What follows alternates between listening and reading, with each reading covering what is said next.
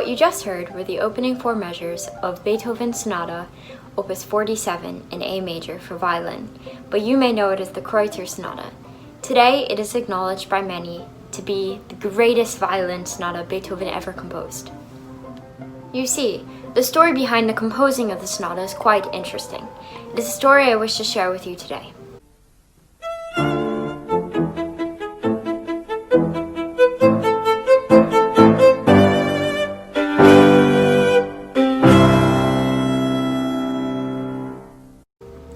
In 1802, an Englishman by the name George Bridgetower arrived in Vienna. George Bridgetower, born in 1778, was an Afro-European violinist. Even though he was born in Poland, he spent most of his life in England, at lavish courts and palaces. In his youth, he was a child prodigy and traveled around Europe along with his violin. Later on in his life, he was employed by the Prince of Wales, which gave him an excellent reputation.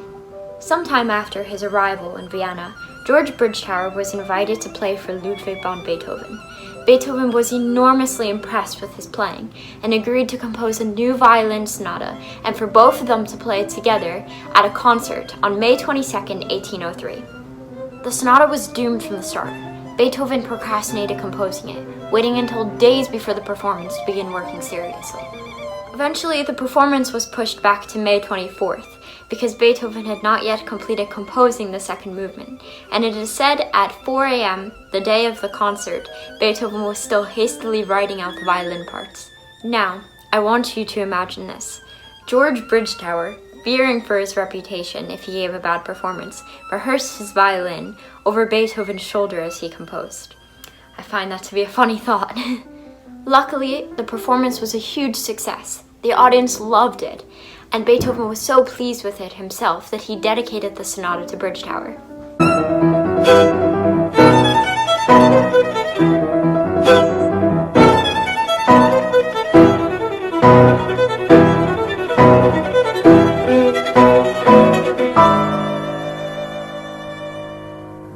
However, something unfortunate happened later that day.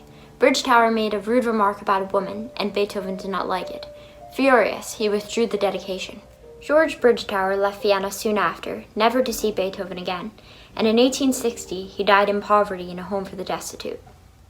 If Beethoven had kept the dedication, I wonder if George Bridgetower would be a name we'd recognize today.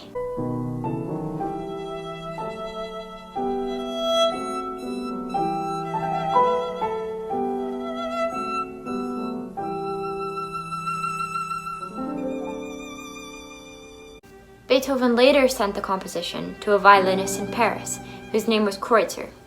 Kreutzer never performed the piece in public. He wrote back to Beethoven and said the piece was impossible. It is a shame George Bridgetower lost the dedication. However, the way Beethoven responded to all of this gives musicologists and musicians a unique look at Beethoven and his personality.